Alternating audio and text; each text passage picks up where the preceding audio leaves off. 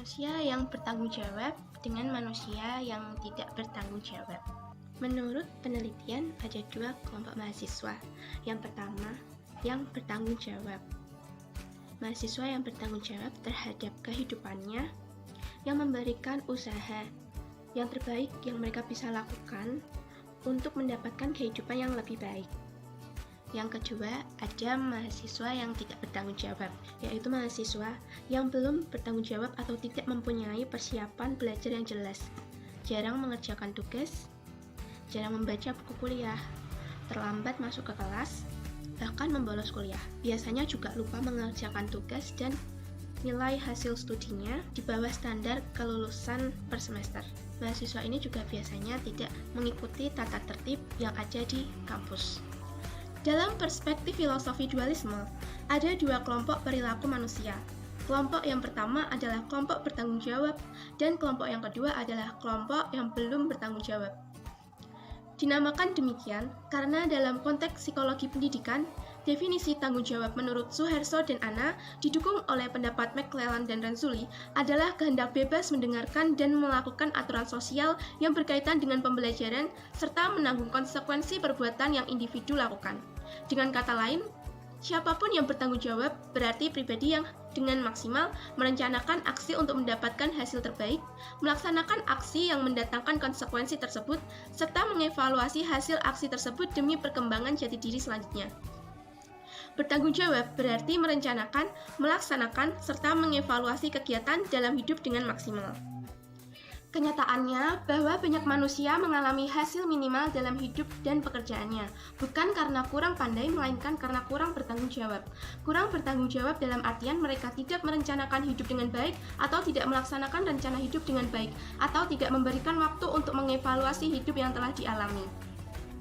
Faktor-faktor apa saja yang membuat manusia menjadi tidak bertanggung jawab menjadi pertanyaan untuk dibahas secara serius.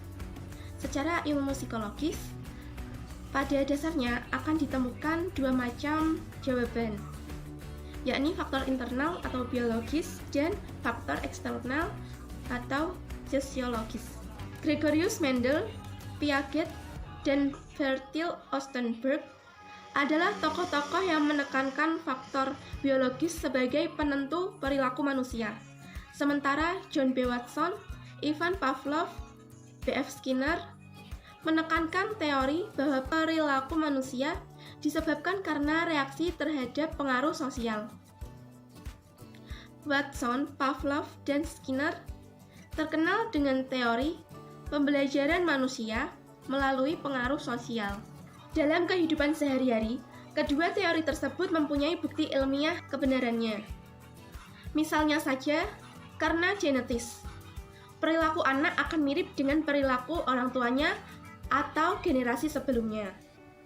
Sebagai tambahan, kerusakan organ tubuh penting seperti misalnya otak, yaitu penyakit Alzheimer dan meningitis, juga akan mempengaruhi perilaku seseorang. Fakta ini mendukung teori bahwa perilaku manusia termasuk kemampuan bertanggung jawab ditentukan oleh faktor biologis. Sementara itu, dari sudut pandang psikologi sosial, fakta menyebutkan bahwa ketakutan, kebahagiaan, dan emosi-emosi lain yang dialami oleh manusia selalu didapatkan dari pengalaman belajar dari aksi-reaksi sosial yang dialami sehari-hari.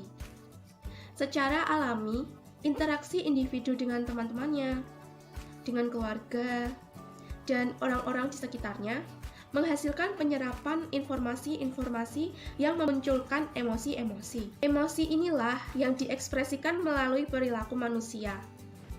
Contoh ekspresi tersebut seperti senyuman, tangisan, atau malah amukan akibat ekspresi kemarahan, dan seterusnya.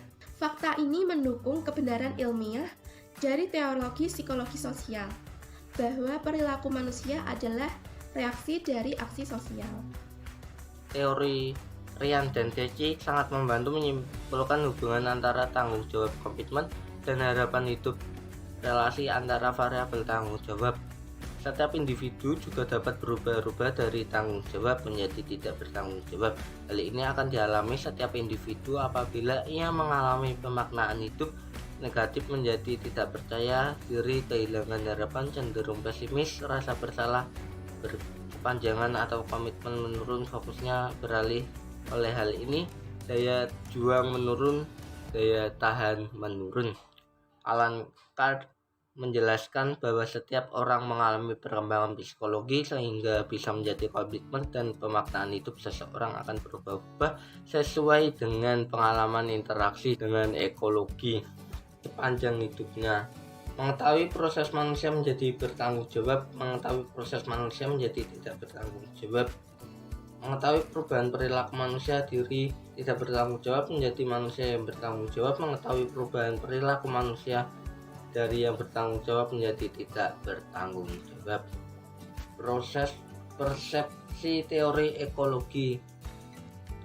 Bagian ini adalah pembahasan dari pertanyaan bagaimana interaksi ekologi di dalam manusia yang bertanggung jawab. Pembahasan akan dimulai dari pengertian variabel komitmen, kemudian beralih pada penjelasan harapan hidup, dan akhirnya disimpulkan pada pembahasan makna bertanggung jawab. Dari bab ini adalah menjelaskan 4 hal yang menjadi pokok pembahasan, yakni mengetahui proses manusia menjadi bertanggung jawab, mengetahui proses manusia menjadi tidak bertanggung jawab, mengetahui perubahan perilaku manusia dari yang tidak bertanggung jawab menjadi manusia yang bertanggung jawab, mengetahui perubahan perilaku manusia dari yang bertanggung jawab menjadi tidak bertanggung jawab.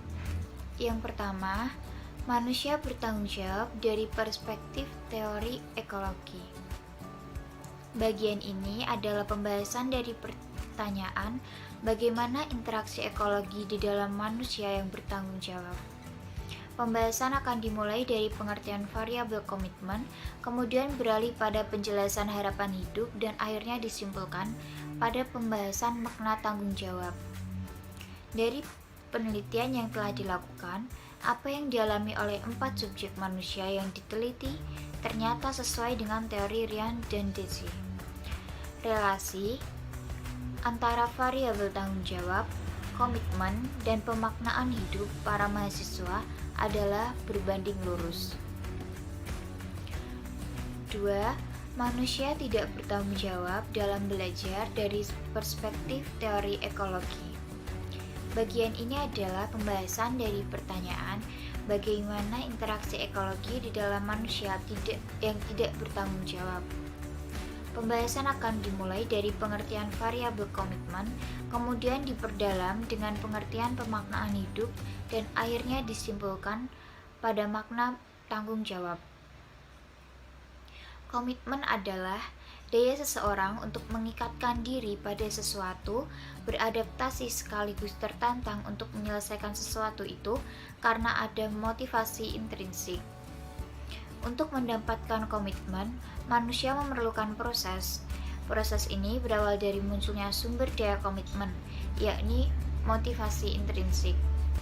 3. Perilaku manusia dari yang tidak bertanggung jawab menjadi manusia yang bertanggung jawab.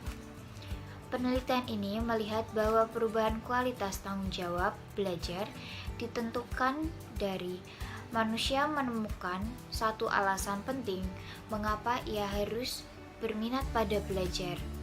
Ia menjadi bertanggung jawab apabila bisa mengembangkan motivasi individu untuk merasa nyaman sekaligus tertantang berelasi dengan tugas-tugas yang ia minati. Minat yang berkembang tersebut nantinya menumbuhkan komitmen yang menjadi pemicu tanggung jawab. 4. Perubahan perilaku manusia dari yang bertanggung jawab menjadi yang tidak bertanggung jawab. Perubahan drastis dari manusia bertanggung jawab menjadi tidak bertanggung jawab ternyata jarang terjadi. Hal ini disebabkan karena pada umumnya secara alami manusia yang bertanggung jawab akan memilih mikrosistem yang memperkuat tanggung jawabnya. Perubahan drastis dari bertanggung jawab menjadi tidak bertanggung jawab hanya dialami apabila subjek mengalami interaksi ekologis baru di dalam mikrosistem baru yang amat berbeda dari mikrosistem sebelumnya. Manusia tidak bertanggung jawab dalam belajar menurut teori ekologi. Di sini kita akan membahas tentang komitmen terlebih dahulu. Komitmen merupakan daya seseorang untuk mengikatkan diri pada sesuatu dan tertantang sekaligus beradaptasi untuk menyelesaikan sesuatu tersebut. Proses munculnya komitmen sendiri berasal dari dalam diri atau motivasi intrinsik. Dalam penelitian penulis, ini dikatakan ada dua subjek, yaitu R dan T, yang memiliki komitmen yang sangat kecil dengan alasan yang berbeda. Si R dengan alasan karena dia kesepian dan minimnya dukungan, sedangkan si T mengalami komitmen yang kecil dikarenakan emosi yang negatif dan konflik antara dia dan keluarga. Kasus R dan T menjadikan ini agak sulit karena R dan T membatasi pergaulannya.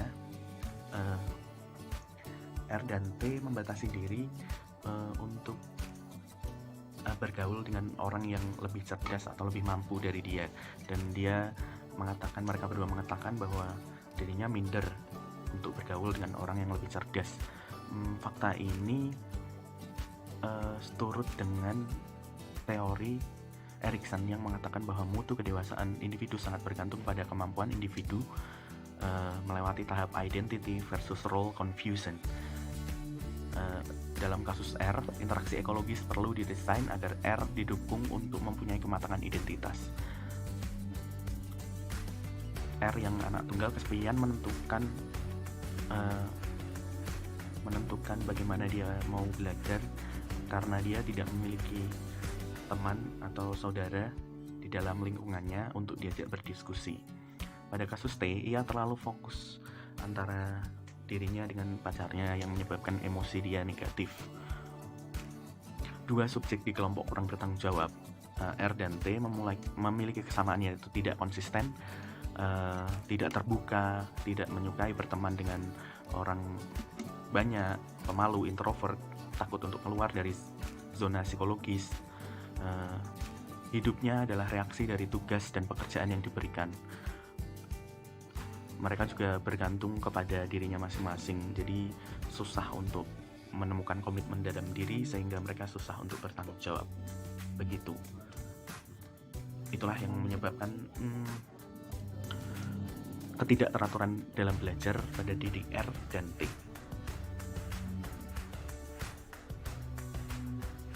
Perubahan perilaku manusia dari yang bertanggung jawab menjadi tidak bertanggung jawab. Dari hal ini, tentang perubahan seseorang dari bertanggung jawab menjadi tidak bertanggung jawab adalah suatu hal yang sungguh sangat jarang terjadi. Namun mengapa demikian, juga ada dan mungkin sering terjadi pada perkembangan seseorang. Ada beberapa faktor ataupun subjek yang mempengaruhinya. Oke, yang pertama, pada umumnya secara alami, manusia yang bertanggung jawab, mereka akan memilih mikrosistem yang memperkuat tanggung jawabnya. Mikrosistem itu adalah lingkungan yang paling dekat dengan pribadi. Mungkin di sekolah, lingkungan tempat tinggal, dan hal-hal lain yang sehari-hari yang ditemuinya. Yang kedua, perubahan drastis dari bertanggung jawab menjadi tidak bertanggung jawab hanya akan dialami apabila seseorang mengalami interaksi ekologis. Di sini ekologis yang baru di dalam suatu mikrosistem yang baru yang sungguh sangat berbeda dari mikrosistem sebelumnya. Ekologis adalah hubungan timbal balik antara seseorang dengan lingkungannya. Yang ketiga, tanggung jawab adalah bagian dari interaksi ekologi, hubungan timbal balik tadi, dan mikrosistem, yaitu lingkungan, yang memperkuat untuk maju. Sedangkan kurang bertanggung jawab adalah bagian interaksi dari ekologi dan mikrosistem yang memperlemah untuk tidak maju. Jadi yang bertanggung jawab adalah ekologi dan mikrosistem yang memperkuat. Untuk yang tidak bertanggung jawab ekologi dan mikrosistem yang memperlemah. Hal positif yang timbul karena interaksi dengan ekologi yang mendukung timbulnya emosi dalam hidupnya antara lain adalah sabar, percaya diri, berani, terbuka, pengendalian diri, dan juga optimis. Sedangkan untuk hal negatif yang timbul karena interaksi dengan ekologi yang kurang bertanggung jawab akan mendukung timbulnya atau tumbuhnya emosi dalam dirinya, yaitu antara lain takut, minder, merasa inferior atau bahasa simpelnya rendah diri, tergantung terhadap orang lain, dan juga menyukai kegiatan tersier. Tersier adalah fokus dengan hal lain. Mungkin itu adalah beberapa hal yang peka dan cepat mempengaruhi kehidupan perkembangan seseorang. Ada juga hal yang mempengaruhi dalam perkembangan seseorang dari hal yang bertanggung jawab menjadi tidak bertanggung jawab, yaitu adalah kekuatan historis, yaitu ada hubungannya dengan masa lalu yang mungkin boleh dialaminya, dan juga ada faktor personal atau genetis, yaitu hubungan dengan awal pertumbuhannya.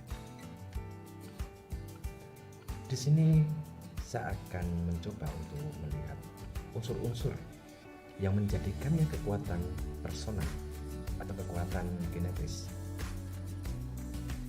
yaitu adalah karakter yang teguh, kecerdasan kognitif, kreativitas, bijaksana, kecerdasan emosional, temperamen yang cenderung tenang, kebiasaan hidup yang sehat, dan juga tujuan hidup yang positif, percaya diri, kemampuan diri untuk mengendalikan emosi yang baik, dan juga mampu menenangkan diri dari ketegangan psikologi, serta dia akan mencoba untuk berkomunikasi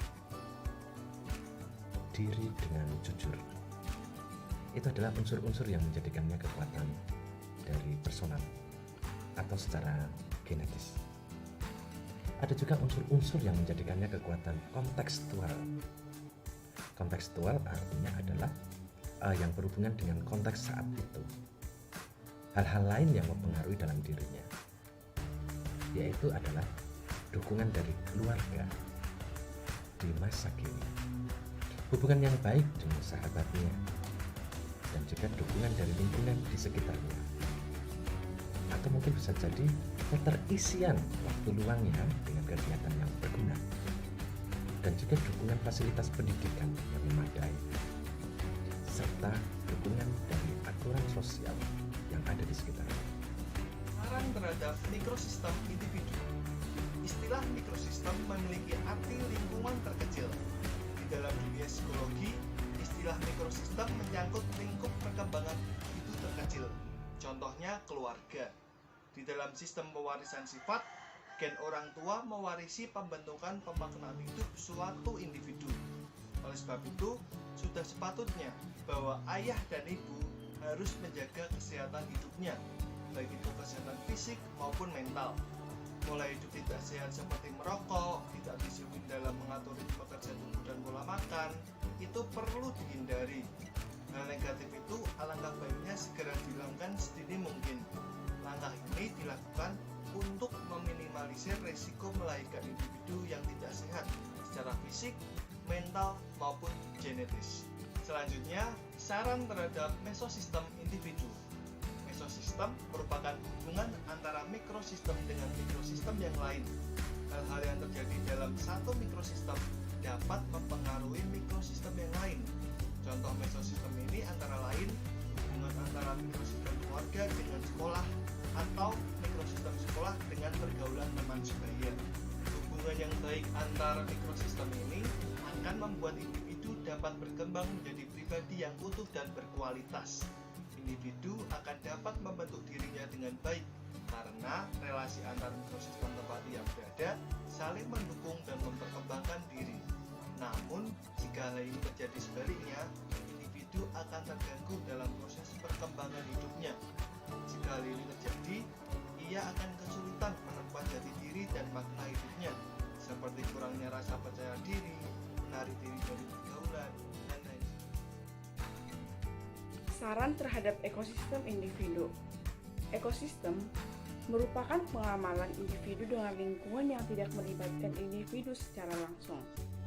Norma lingkungan di mana individu tinggal, aturan sekolah, ataupun tata cara adat di tempat individu tinggal akan mempengaruhi pemaknaan hidupnya. Ormrod menyatakan bahwa secara normal, lingkungan dengan aturan sosial yang tertentu akan menghasilkan kepribadian yang tidak jauh dari aturan sosial yang membentuknya. Kemudian, saran terhadap individu sebagai pribadi mandiri. Makrosistem melibatkan perkembangan individu yang dipengaruhi oleh norma, nilai, dan aturan sosial, akan tetapi lingkupnya lebih luas dari mikrosistem. Makrosistem melingkupi daerah global. Saran terhadap makro dan kronosistem adalah hal yang sia-sia. Makro dan kronosistem akan dengan cepat berubah dengan sendirinya. Saran lebih realistis ditujukan kepada individu. Saran peneliti adalah agar masing-masing individu berusaha berinteraksi dengan ekologi yang mendukung perilaku tanggung jawab. Dari faktor intern individu terlepas dari generasi kelahiran seperti apa, atau tempat tinggal di daerah manapun individu perlu secara teratur mempersiapkan segala sesuatu dengan sebaik-baiknya. Melaksanakan apa yang direncanakan dan kemudian mengevaluasinya secara detail demi perkembangan hidupnya. Konsistensi perencanaan, pelaksanaan, evaluasi dalam hidup akan mengembangkan komitmen, kedewasaan, dan tanggung jawab. Terima kasih.